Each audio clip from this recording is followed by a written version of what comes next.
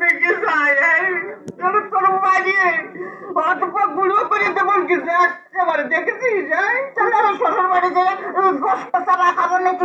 চাবা খাবা নাকি করে এই যে অবস্থা করতেছ তাতে তাতে তুমি বুঝতে পারছো না যে গোস্ত খাবা নাকি খাইছি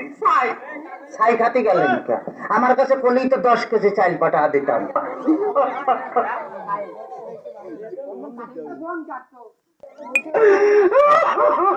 কাঁদতেছেন শ্বশুর বাড়ি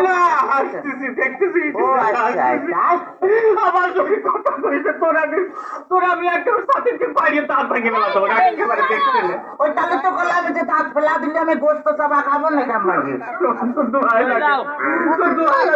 কথা কইছে তোর দুইটা বাপে ধরি তোর দুইটা পায়ে ধরে আর কথা কইছে শোন শোনে ঘটনা হচ্ছে কি যে এভাবে